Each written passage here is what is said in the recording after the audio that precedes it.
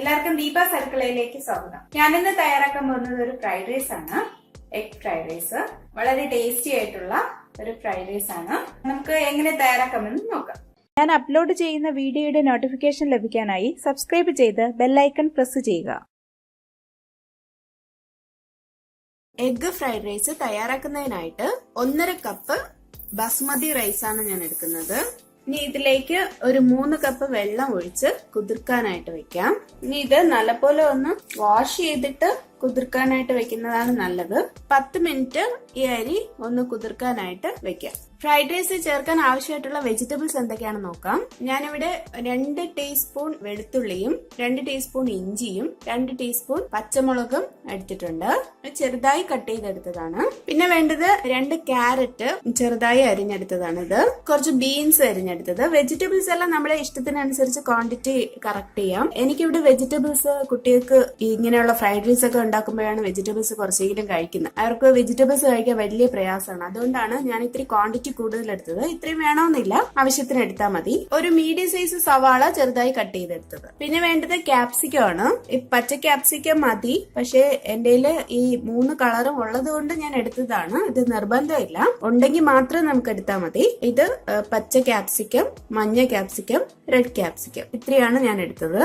4 മുട്ട, ഒരു നാരങ്ങയുടെ ഒരു 1/4 ഭാഗം, ഇത് ഇത്രയാണ് എടുത്തത്. 3 ടീസ്പൂൺ എണ്ണ, സൺഫ്ലവർ ഓയിൽ വേണമെങ്കിൽ യൂസ് ചെയ്യാം. ഞാനിവിടെ റൈസ് ബ്രാൻഡ് ഓയിലാണ് യൂസ് ചെയ്തിരിക്കുന്നത്. 1.5 ടീസ്പൂൺ ഉപ്പ്, 1 ടീസ്പൂൺ കുരുമുളക് പൊടി, 1/4 teaspoon soya sauce, 1/4 teaspoon tomato sauce, 1/4 teaspoon വിനാഗിരി. ഇത്രയുമാണ് എഗ് ഫ്രൈഡ് റൈസ് തയ്യാറാക്കുന്നതിന് ആവശ്യമായിട്ടുള്ള ഇൻഗ്രീഡിയൻസ്. നമുക്ക് എഴുതി വെച്ചിരിക്കുന്ന 4 മുട്ട ഒന്ന് ബീറ്റ് ചെയ്തെടുക്കാം.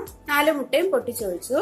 ഇനി ഇതിലേക്ക് നമ്മൾ എടുത്തു വെച്ചിരിക്കുന്നതിൽ നിന്നും 3/4 ടീസ്പൂൺ കുരുമുളക് പൊടി ആഡ് ചെയ്ത് കൊടുക്കാം. 1/4 ടീസ്പൂൺ ഉപ്പ് ചേർക്കാം. ഇനി ഈ മുട്ട നല്ലപോലെ ഒന്ന് ബീറ്റ് ചെയ്തെടുക്കാം. മുട്ട നല്ലപോലെ ബീറ്റ് ആയിട്ടുണ്ട്. ഇനി നമുക്കിത് മാറ്റി വെക്കാം. ഇനി നമുക്ക് സ്റ്റൗ കത്തിച്ചതിന് ശേഷം ഒരു പാത്രത്തില് അരി വേവുന്നതിന് ആവശ്യമായിട്ടുള്ള വെള്ളം എടുക്കണം. ഞാനിവിടെ അരി അളന്ന കപ്പില് 10 കപ്പ് വെള്ളമാണ് എടുത്തിട്ടുള്ളത്. നമുക്ക് വെള്ളം വാർത്തെടുക്കുന്നതിനാണ്, അതുകൊണ്ട് കൂടുതൽ വെള്ളം നമുക്ക് എടുക്കാം. ഒരു കൃത്യമായ അളവില്ല, കൂടുതലായാലും കുഴപ്പമില്ല. അപ്പൊ ഈ വെള്ളം ഒന്ന് തിളയ്ക്കാനായിട്ട് നമുക്ക് വെയിറ്റ് ചെയ്യാം. വെള്ളം ഒരുവിധം തിളച്ചിട്ടുണ്ട്. നമുക്ക് ഇതിലേക്ക് 1 ടീസ്പൂൺ ഉപ്പ് ഇട്ട് കൊടുക്കാം. എഴുതി വെച്ചിരിക്കുന്ന ഒരു നാരങ്ങയുടെ പകുതിയല്ല, 1/4 ഭാഗമാണ്. ഇതിന്റെ നീര് നമുക്ക് ഇതിലേക്ക് പിഴിഞ്ഞൊഴിച്ചു കൊടുക്കാം. ഇനി 1 ടീസ്പൂൺ എണ്ണയും കൂടെ നമുക്ക് ഒഴിച്ചു കൊടുക്കാം.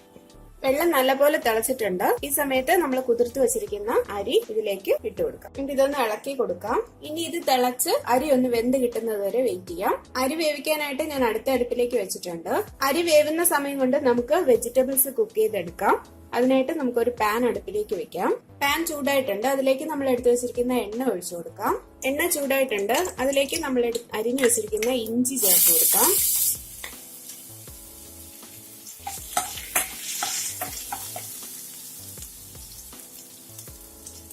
വെളുത്തുള്ളി ചേർക്കാം. പച്ചമുളകും ചേർക്കാം.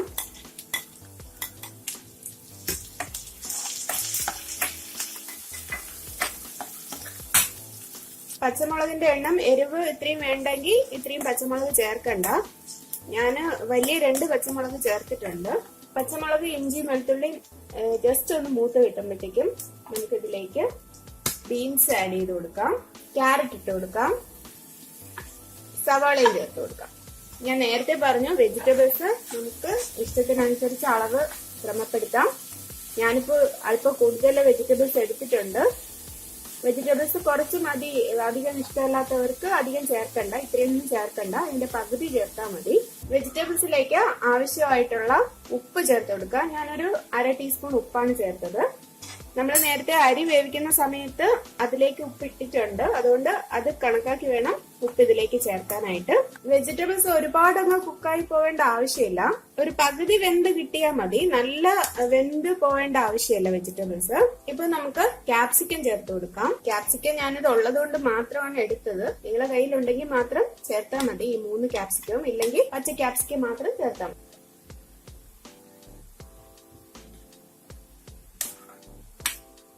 നമുക്ക് അടുത്ത അടുപ്പിൽ വെച്ചിരിക്കുന്ന അരി പാകമായോ നോക്കാം.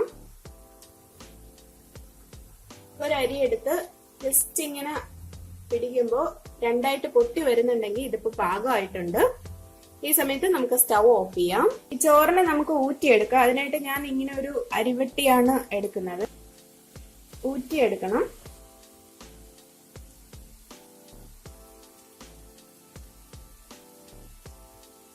ചോറ് ഞാൻ ഇതുപോലെ ഊറ്റിയെടുത്തിട്ടുണ്ട്. നമുക്കിത് മാറ്റി വെക്കാം.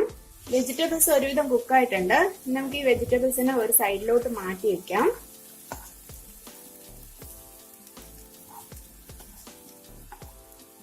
നമുക്ക് ഇതിലോട്ട് കുറച്ച് എണ്ണ ഒഴിച്ചു കൊടുക്കാം.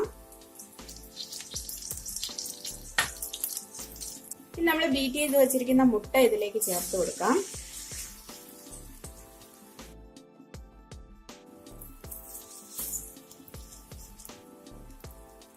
ഈ മുട്ട നമുക്ക് ചിക്കി എടുക്കണം.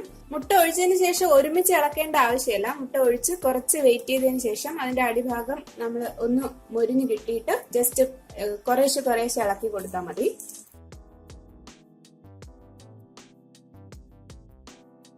മുട്ട വെന്ത് കിട്ടുന്ന ഭാഗം ഇതുപോലെ കട്ട് ചെയ്ത് എടുത്താൽ മതി. അല്ലെങ്കിൽ മുട്ട ഒരുപാടങ്ങ് വെജിറ്റബിൾസുമായിട്ട് ചേർന്ന് അങ്ങ് പൊടിഞ്ഞു പോവും. ഈ രീതിയിൽ എടുത്താൽ നല്ല ടേസ്റ്റ് ആണ്. ഇതിപ്പോ വെജിറ്റബിൾസിനെ മാറ്റി വെച്ച് ഞാൻ സൈഡിലാണ് എടുത്തത്. അല്ലാതെ നമുക്ക് സെപ്പറേറ്റ് വേണമെങ്കിലും ഈ മുട്ട ഇതുപോലെ ചിക്കി എടുക്കാം. ഇതിപ്പോ മുട്ട പാകമായിട്ടുണ്ട്. ഇനി നമുക്ക് വെജിറ്റബിൾസും കൂടെ മിക്സ് ചെയ്തെടുക്കാം മുട്ടയുമായിട്ട്. ഈ രീതിയിൽ എടുക്കുമ്പോൾ മുട്ട നല്ല കഷ്ണങ്ങളായിട്ട് കിട്ടും. ഇല്ലെങ്കിൽ ഒരുപാടൊന്ന് പൊടിഞ്ഞിട്ട് വെജിറ്റബിൾസുമായിട്ട് അങ്ങ് ചേർന്ന് പോകും. ഒരു വലിയ കഷ്ണങ്ങൾ കിടക്കണമെങ്കിൽ ഇതുപോലെ ഒന്ന് കട്ട് ചെയ്ത് കൊടുക്കാം. നമുക്ക് ഈ വെജിറ്റബിൾസ് സൈഡിലോട്ട് ഒന്ന് മാറ്റി വെച്ചിട്ട് നമ്മൾ എടുത്തു വെച്ചിരിക്കുന്ന സോയ സോസ് 1/4 ടീസ്പൂൺ ആണ് ഞാൻ എടുത്തിട്ടുള്ളത്. അത് ഒഴിച്ചു കൊടുക്കാം. 1/4 ടീസ്പൂൺ ടൊമാറ്റോ സോസും കൂടെ ഇടാം. ഞാൻ പച്ചമുളക് ആഡ് ചെയ്തിട്ടുണ്ട്, അതുകൊണ്ട് ഞാൻ ചില്ലി സോസ് ഇടുന്നില്ല. നിങ്ങൾക്ക് വേണമെങ്കിൽ ചില്ലി സോസും കൂടെ ഇടാം. ഒരു 1/4 ടീസ്പൂൺ വൈറ്റ് വിനീഗർ എടുത്തു വെച്ചിട്ടുണ്ട്, അതും കൂടെ നമുക്ക് ഇതിലേക്ക് ആഡ് ചെയ്ത് കൊടുക്കാം. ഇനി ഇതെല്ലാം കൂടെ നമുക്ക് നല്ലപോലെ ഒന്ന് മിക്സ് ചെയ്തെടുക്കാം. ഈ സമയത്ത് വെജിറ്റബിൾസിന് ഉപ്പ് പാകമാണോ എന്ന് നോക്കണം. എനിക്ക് ഒരു അല്പം കൂടെ ഉപ്പ് വേണം. ഞാൻ ഒരു 1/4 ടീസ്പൂൺ ഉപ്പും കൂടെ ഇടുകയാണ്.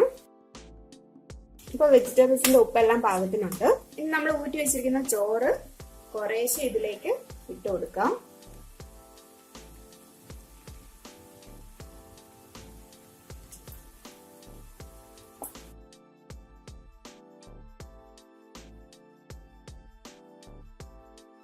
നമുക്ക് ബാക്കി ചോറും കൂടെ ഇട്ട് കൊടുക്കാം. എല്ലാ ചോറും ഇട്ടിട്ടുണ്ട്. ഇനി എല്ലാ ഭാഗത്തും വെജിറ്റബിൾസ് എത്തുന്ന രീതിയിൽ നമുക്ക് മിക്സ് ചെയ്ത് കൊടുക്കണം. തീ എപ്പോഴും ലോ ഫ്ലെയിമിൽ തന്നെ ഇടാൻ ശ്രദ്ധിക്കണം.